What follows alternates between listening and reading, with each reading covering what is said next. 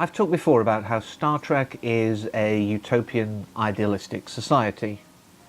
For the most part, there's a lot wrong with the galaxy, but in general they are, positive. They don't sort of hoard greed in the same way that we do. They've evolved, if you will, past that point, at least from the humanity side. And I do say, for the most part, there are always exceptions to every rule. And I've also come out in defence of Enterprise as a prequel series to the original 60s series. It's had a few missteps, but some of those were network pressures or, people just pushing the envelope a little. They were going, what can Star Trek be?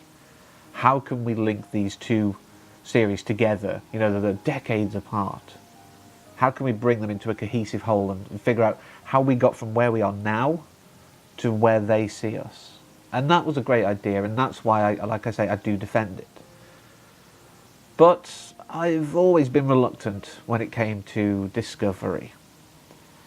The reboot film series kind of aesthetic of ridiculous anamorphic lens flares and everything being super clean and bright obviously doesn't gel with what we first saw Shatner and the like experience in the 60s. How do you get from this clean, very modern to us appeal and approach to their cardboard sets?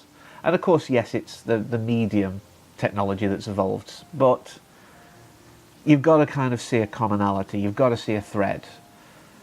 And that was one of the things that I didn't like in the first season of Discovery. Also, it was trying something that wasn't very Star Trek in feel. Obviously, we've had Mirror Universe and all that kind of stuff, but it was kind of getting like these tardigrades that get you into a network that's fungal to transfer through space in an instant. It sounded just very weird, and a lot of people were very unsure of what the heck they were doing. Also, there was the issue, which I'm fairly sure is still ongoing, so I'm not going to go into much detail, about the person who wrote a story that involved tardigrades in a similar way, or was making a game. But like I said, I don't want to dwell on that. That's a separate legal issue. I'm talking about the series as a form of entertainment, not as a intellectual property stealing enterprise. Pun not intended. But then, finally over on these shores, with the advent of Season 2 of Discovery, we got the short treks, which I know them in the States had for a while. And I was filled with hope. The video originally, when I first thought of it way back, just before the second season started, was going to be just about the short treks. There were nice little vignettes, and they were very Star Trek stories for the most part. And even the ones that didn't feel Star Trek still had that hope, still had that what if, still had that intrigue of what could the future hold for us. They were human dramas as well, for the most part, and that's something that Star Trek has thrived on. It is about humanity. It's about us and where we will hopefully be. And so I was perhaps cautiously optimistic for the second season of Discovery, and I'm glad that they picked up the threads. It's still kind of throwing, links back into what we already know, but it's giving us new ideas.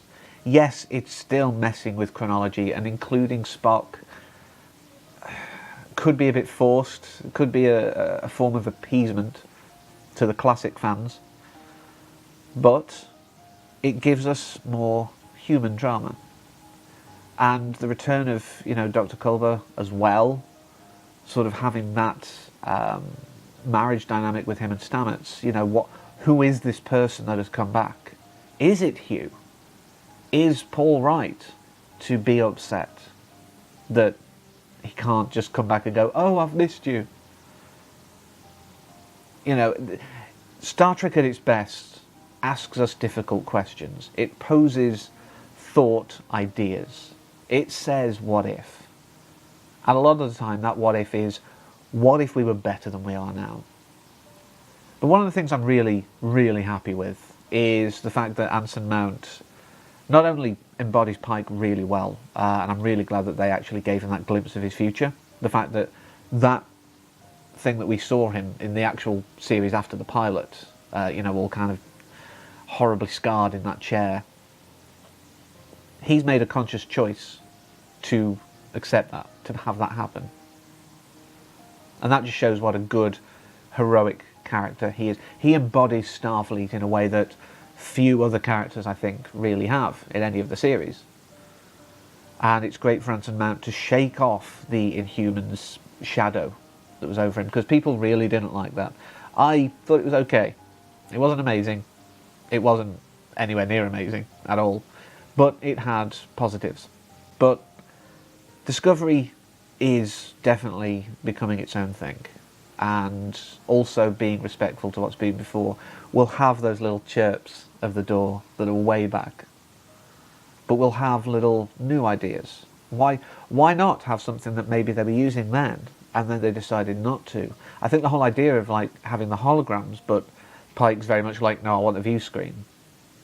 And this whole idea that Control, the thing that's controlling Section 31, the AI that's gone rogue, the fact that it can create a hologram of anyone might be an indicator of like, this is why we don't use the hologram technology anymore, until we could figure out how to use it more safely, perhaps, with the holodecks and things like that.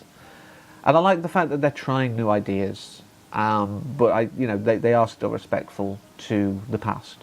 And really, I'm glad that I've got another chance in life to see a new Star Trek series. I was thrilled as a kid when The Next Generation appeared.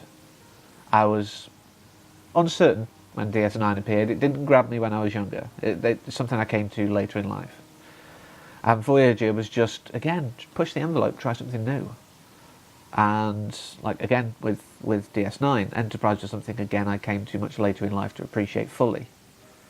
But I'm so glad that I've had the chance to know these people, to spend time with this crew, and just to enjoy new Star Trek. I think there's still a way to go. It's not perfect. There are still missteps. There are still deviations from lore that are, how are you really, this retcon doesn't work for me. That doesn't make sense. But who knows? Maybe another season or two down the line and we'll have a bit more course correction and we'll discover a better Star Trek. That pun was intended. But I thank you for joining me on this journey into, like I say, new Star Trek. Always a good thing. But I do hope you'll join me next time where we'll discuss something entirely different. So until then, thanks again for watching, and as always, take care.